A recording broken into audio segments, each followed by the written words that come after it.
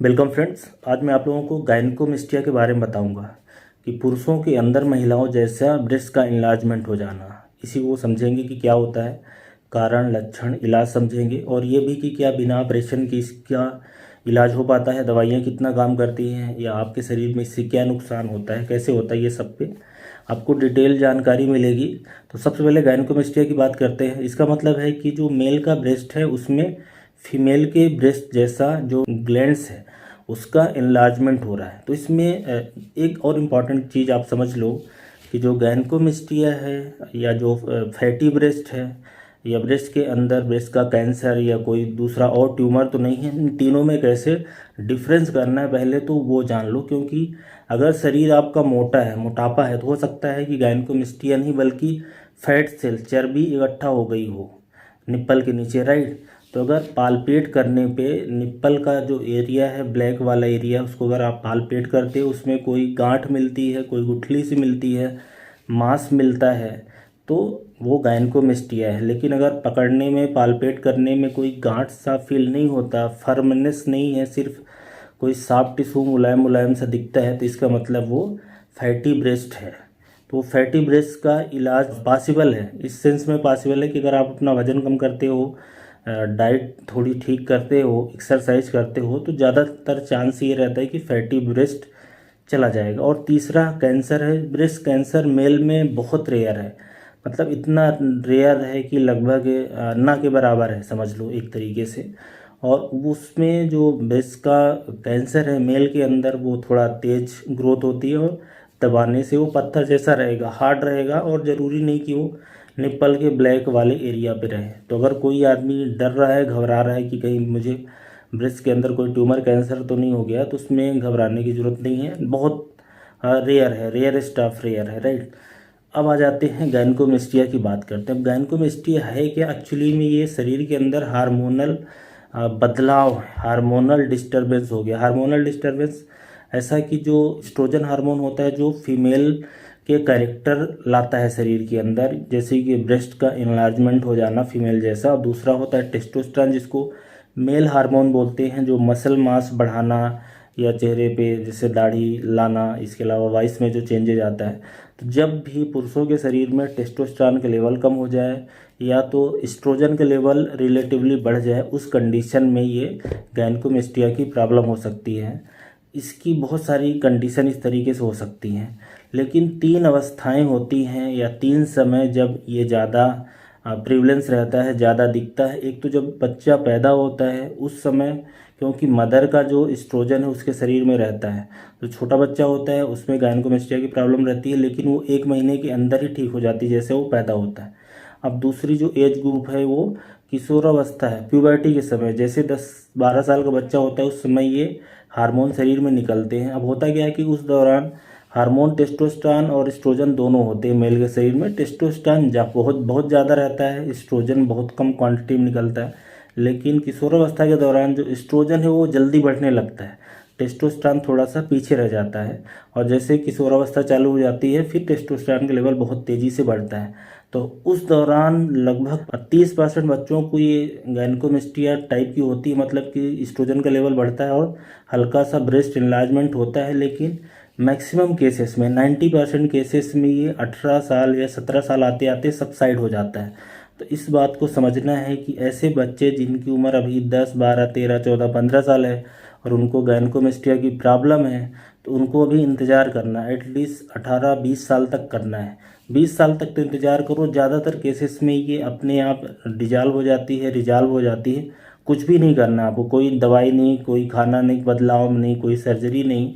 पर कुछ कोई केसेस में फिर भी बचेगी, 2-4% लोग ऐसे होंगे जिनको ये बच जाएगी, उनको फिर इलाज करवाना है और ऑपरेशन ही ज़्यादातर केस में इलाज बचता है। और जो तीसरी एज ग्रुप है वो ओल्डर अवस्था है, बुढ़ापे में 50 से 80 साल के बीच में। उस दौरान होता है क्या है कि शरीर के अंदर फैट की मात्रा बढ़ती है। अगर फैट की मात्रा बढ़ेगी, पेरीफेरल एरोमेटाइजेशन हम लोग मेडिकल में टर्म बोलते हैं, जिसमें जो एंड्रोजन हार्मोन है, जो मेल का हार्मोन है, वो फीमेल के हार्मोन में कन्वर्ट हो जाता है, एस्ट्रोजन में। पहला कारण। दूसरा कारण है कि जैसे जैसे उम्र बढ़ती है टेस्टोस्टेरोन का लेवल, मेल हार्मोन का लेवल कम होता है। और तीसरा कारण है कि बहुत सारी बीमारियां, दवाइयां बुढ़ापे में हो सकती हैं। तो ये तो 3 अवस्थाएं हो गई। लेकिन अगर जो सबसे इम्पोर्टेंट बात अभी के लिए है कि अगर किसी को गायनेकोमेस्टिया हो रहा है तो उसको ये इस बात का ज़रूर ध्यान देना है कि उसके शरीर में कोई बीमारी तो नहीं है, किसी और बीमारी होने का संकेत तो नहीं, क्योंकि बहुत सारे हार्मोन प्रोड्यूसिंग ट्यूमर हैं, स्पेशली एड्रिनल ग्लैंड के, पिट्यूटरी ग्लैंड के, राइट। इस तरह का कोई ट्यूमर तो नहीं है, उसको रूल आउट कराना है। कोई जर्म सेल ट्यूमर तो नहीं है, टेस्टिस का कोई ट्यूमर तो नहीं है। हालांकि किशोरावस्था में अगर गायनेकोमेस्टिया हो रही है उस समय ये सब प्रॉब्लम नहीं होती। अगर 50 साल के बाद हो रही है उस केसेस में ज़्यादा होती है। तो अभी थोड़ा सा आपको संकेत बताते हैं, लक्षण। ज़्यादातर केस में क्या होता है, गायनेकोमेस्टिया जब शुरुआत होती है तो ज़्यादातर लोगों को एक तो स्वेलिंग रहती है, फीमेल जैसा ब्रेस्ट आ जाना। इसकी हम लोग ग्रेडिंग कर लेते हैं, 4 ग्रेड में डिवाइड करना कि हल्की सी स्वेलिंग है, फिर थोड़ी सी ज़्यादा है, फिर स्वेलिंग के साथ स्किन भी थोड़ी लटक रही है, और जो ग्रेड 4 है वो तो फीमेल जैसा ब्रेस्ट हो गया। तो ज़्यादातर केसेस में ग्रेड 1 और ग्रेड 2 ही होता है। अब ये बात आपको ये समझनी ज़रूरी है कि इस गायनेकोमेस्टिया की प्रॉब्लम से आपके शरीर को कोई खास नुकसान नहीं होने वाला है। तो अगर बिल्कुल छोटा सा है, राइट, ग्रेड 1 का है, तो आप चाहें तो इसको वैसे के वैसे छोड़ सकते हैं, या ग्रेड 2 का भी है, शरीर को कोई प्रॉब्लम नहीं। बस प्रॉब्लम ये है कि ये दिखने में बेकार रहता है। तो कुछ लोगों को हो सकता है कि जा भी ऐसा हो, जैसे कि एक्टर हो या मॉडल हो या बाहर कपड़े उतार के काम करने का हो, तो थोड़ा सा अजीब सा लगता है, साइकोलॉजिकली वो सही नहीं लगता है। कुछ लोगों को एंग्जाइटी लगती है बाहर दोस्तों के साथ घूमने वगैरह में। तो बस इतनी सी प्रॉब्लम रहती है। छोटा है तो आप उसको छोड़ सकते हैं, वेट एंड वॉच कर सकते हैं। बहरहाल ये दर्द के साथ कुछ लोगों को प्रेजेंट कर सकता है कि थोड़ा बहुत दर्द हो रहा है और सूजन हो रही है। अगर दर्द हो रहा है तो इसका मतलब है कि अभी ये शुरुआत का है। जब शुरुआत का गायनेकोमेस्टिया चालू होता है तो ग्लैंड्स बढ़ती हैं, उसमें कुछ इन्फ्लेमेटरी सेल्स आ जाते हैं, उसके अंदर एडिमा आ जाता है जिसको हम लोग पानी बोलते हैं, और ये 5-6 महीने तक रहती है। ये इनिशियल की स्टेज, अगर दर्द हो रहा है तो इनिशियल की स्टेज है। और धीरे धीरे जब समय बीतता जाता है तो ज़्यादातर केसेस में, जैसे कि मैंने बताया, कि गायब हो जाता है। पर कुछ केसेस में ये ग्लैंड्स जो हैं सेटल्ड हो जाती है, इसके चारों तरफ फाइब्रोसिस हो जाती है।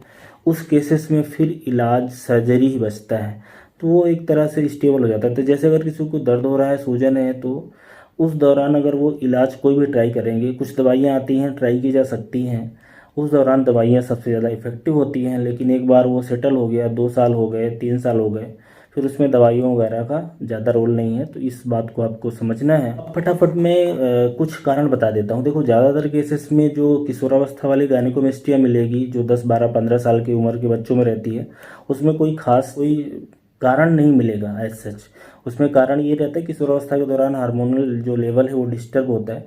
लेकिन अगर 50 साल से ज़्यादा की उम्र में है और गायनेकोमेस्टिया है, फैटी ब्रेस्ट की बात नहीं कर रहा, ज़्यादातर लोगों को फैटी ब्रेस्ट होता है। बहुत सारे लोग होते हैं, जैसे मोटापे के कारण अगर ऐसा लग रहा है तो आप पालपेट करके देख सकते हैं, दबा के देख सकते हैं कि फैट है कि गायनेकोमेस्टिया है, राइट।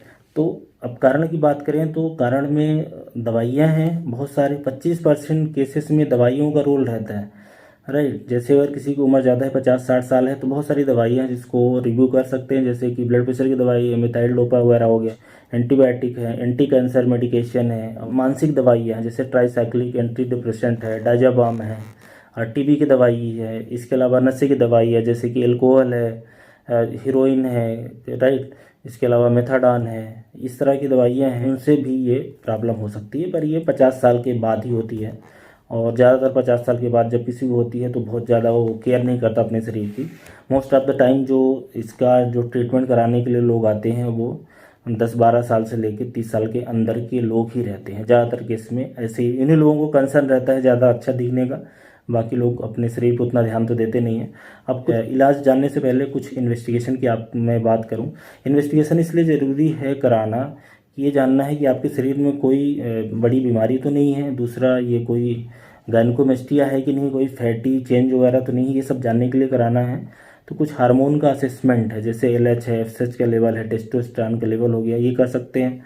थायराइड है, किडनी की जांच है, लीवर की जांच है, ये ब्लड के टेस्ट हैं। इसके अलावा सोनोग्राफी करवा सकते हैं, मेमोग्राफी की स्टडी कर सकते हैं, और एक सुई की जांच है।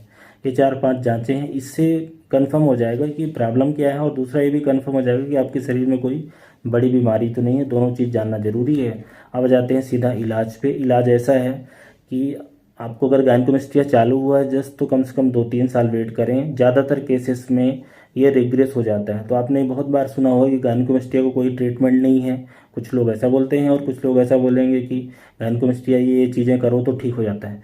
दोनों लोग अपनी जगह सही हैं। इस चीज़ को आप समझना है कि इतनी कॉमन प्रॉब्लम है कि जैसे कि उन्होंने बताया किशोरावस्था में 20-25% लोगों को रहती है, लेकिन ज़्यादातर लोगों को रिग्रेस हो जाती है। मोर देन 90% लोगों का अपने आप ही सबसाइड हो जाता है। कुछ खाओ नहीं खाओ कुछ करो, पर उसमें 2-4% ऐसे रह जाते हैं जिसमें ये परमानेंट रह जाती है। फिर उस केसेस में एक्चुअल में कोई चीज़ बहुत अच्छे से काम नहीं करती। कुछ दवाइयाँ आती हैं लेकिन वो बहुत अच्छे से काम नहीं करती। उसके बारे में भी थोड़ी सी जानकारी दूंगा। तो सबसे पहले, अगर आपको ग्रेड 1 है, ग्रेड 2 है, और अगर आप उसको मतलब बहुत ज़्यादा आपको प्रॉब्लम नहीं तो उसको छोड़ दो, कोई दिक्कत नहीं। वेट एंड वॉच करो, 2-3 साल तक अपने आप रिग्रेस हो जाएगी। दूसरे कंडीशन ऐसी हो सकती है कि एडल्ट में है, पुरुषों में है, 40-50 साल की उम्र है, हल्का है, स्टेबल कोर्स हो गया, 3-4 साल हो गए हैं, बढ़ नहीं रही है, कुछ नहीं हो रहा, आपको कोई प्रॉब्लम नहीं, तो उसको भी आप छोड़ दो, ऑब्जर्वेशन रखो बस। और तीसरा एक ग्रुप ऐसा है जिसको ज़्यादा फियर है, एंग्जाइटी है, उसके प्रोफेशनल लाइफ से वो इंटरफेयर करती है, ग्रेड 4 का है, महिलाओं जैसा दिखता है, दर्द वगैरह हो सकता है, उनको फिर इलाज कराने की ज़रूरत होगी। अब इलाज में आ जाते हैं हम लोग दवाइयों की। सबसे पहले बात करते हैं, देखो इसमें दवाइयों का कंसेप्ट ऐसा है कि दवाइयाँ ऐसी रहेंगी जो आपके शरीर में एस्ट्रोजन के लेवल को कम कर दें, या तो उसके असर को कम कर दें, या तो टेस्टोस्टेरोन के लेवल को बढ़ा दें। पर इसमें एक चीज़ समझने वाली बात है कि ये उस केसेस में ही दवाइयाँ इफ़ेक्टिव रहेंगी, असर करेंगी, जब आपको एक्चुअली में हार्मोनल इम्बैलेंस है। बहुत सारे केसेस में ऐसा होगा कि आपका हार्मोन लेवल परफेक्ट है, राइट, उस केसेस में फिर ये दवाइयाँ भी काम नहीं करेंगी। और दूसरा कि ये जो दवाइयाँ दी जाती हैं, 3-4 दवाइयाँ हैं, ये सारी एंटी कैंसर मेडिसिन है। ये गायनेकोमेस्टिया के लिए दवाई एक्चुअली नहीं बनी है, ये ब्रेस्ट कैंसर के लिए बनी है। तो गायनेकोमेस्टिया में काम करती है, राइट। और दूसरा कि ये दवाई जब तक चलती है तब तक इसका असर रहता है। जैसे आपने दवाई चालू करी, 2-4 महीने खाए, मान लो 6 महीने खाए, थोड़ा सा सबसाइड हुआ, दवाई बंद कर दोगे दोबारा से आ जाता है, इसलिए। और दूसरा एंटी कैंसर मेडिसिन है तो इसके साइड इफ़ेक्ट भी होने के चांसेस रहते हैं। तो जो सबसे ज़्यादा यूज करी जाती है वो टैमोक्सिफेन या रिलैक्सिफेन है, जो कि एक एस्ट्रोजन रिसेप्टर मॉड्यूलेटर है। सबसे ज़्यादा अच्छा इफेक्ट इसी का आता है। दवा लो, 50% लोगों में रिग्रेस हो जाती है, उसके बाद दवा बंद कर दो तो कुछ लोगों में दोबारा से हो जाती है। फिर जो दूसरी एक मेडिसिन है जो यूज होती है, एरोमेटेज इनहिबिटर है, एनेस्ट्राजॉल, और एक डेनाजॉल है जो एंड्रोजन एगोनिस्ट है। तो ये दवाइयाँ हैं, ये हैं एलोपैथिक की दवाइयाँ, आयुर्वेदिक में भी दवाइयाँ आती हैं, होम्योपैथिक में दवाई आती है R19। तो ये दवाइयाँ आप ट्राई कर सकते हो, डॉक्टर की निगरानी में उनकी सलाह से लेना है और देख लें कि कितना असर आता है। पर ज़्यादातर केसेस में अगर ये सेटल्ड कोर्स है, देखो इसमें होता क्या है कि शुरुआत में जैसे कि मैंने बताया कि ग्लैंड्स बढ़ते हैं, फैट सेल्स बढ़ते हैं, और ओवर द पीरियड टाइम ये ग्लैंड सेटल हो जाते हैं, इसके चारों तरफ फाइब्रोसिस हो जाती है, स्ट्रोमल टिश्यू आ जाता है। उस केसेस में फिर ये दवाइयों का ज़्यादा रोल बचता नहीं है। तो अगर आपको ये गायनेकोमेस्टिया 3-4 साल से है तो आपको अल्टीमेटली करवाना पड़ेगा सर्जरी। अब सर्जरी में एक तो फैट निकाल दें जिसको लाइपोसेक्शन बोलते हैं, उसमें बहुत छोटा सा चीरा लगता है, लगभग 3 mm का। और जब ये गुठली निकालना है, गांठ निकालना है, जो एक्चुअली ब्रेस्ट का टिश्यू है, उसको निकालने के लिए थोड़ा सा बड़ा चीरा चाहिए होता है, कम से कम 3 सेंटीमीटर तक का, जो कि जो निप्पल का काला वाला एरिया है उसमें कहीं से करके देख लिया जाता है। तो बाद में ज़्यादा स्कार वगैरह की प्रॉब्लम नहीं होती है। आजकल इसके लिए अलग से एक मेडिकल में ब्रांच है, प्लास्टिक सर्जरी, जो बहुत अच्छे सर्जन होते हैं, बहुत अच्छे से कर देते हैं, ज़्यादा पता नहीं चलता। तो कुछ लोग जिनको एक्चुअली लगता है कि मुझे निकलवाना चाहिए, बहुत प्रॉब्लम की बात है, तो सर्जिकली निकलवा सकते हैं। जिनका छोटा है और ज़्यादा कोई प्रॉब्लम नहीं कर रहा है, कपड़े के अंदर रहता है, तो वो लोग इसको छोड़ भी सकते हैं। तो ये आपके जो सवाल हैं ज़्यादातर के आपको जवाब मिल गए होंगे, ऐसी मैं उम्मीद करता हूँ। मेरी तरफ से यही बस सलाह रहेगी कि ऐसे लोग जिनकी उम्र 12 साल से 20 साल के बीच में है, इस बीमारी को ऑब्जर्व करें। और सबसे इम्पॉर्टेंट बात है कि ये ज़रूर देख लें कि गायनेकोमेस्टिया है कि सिर्फ फैट सेल्स है, सिर्फ फैट सेल्स है, तो तेल मसाला मीठी चीज़ें कम करनी है, थोड़ी एक्सरसाइज करना है, तो उससे वो मामला सेटल हो जाएगा। और जो जांचें हैं वो ज़रूर करवा के देख लें कि ये कोई शरीर के अंदर बड़ी बीमारी का इंडिकेशन तो नहीं है, पिट्यूटरी ग्लैंड में कोई गड़बड़ तो नहीं है, एड्रिनल ग्लैंड में कोई गड़बड़ तो नहीं है, उसको कोई ट्यूमर तो नहीं है, या जो टेस्टिस वगैरह उसमें तो कोई गड़बड़ नहीं है, लीवर किडनी थायराइड में तो कोई प्रॉब्लम नहीं, ये रूल आउट करवा लें। उसके बाद फिर आप इसको छोड़ सकते हैं वैसे कि वैसे, और ज़्यादा बड़ा है तो आप सर्जरी करवा लें। सर्जरी 20 साल के बाद ही करवाएं, क्योंकि अगर 20 के पहले कराएंगे तो कई बार ये सर्जरी के बाद दोबारा से भी हो जाता है।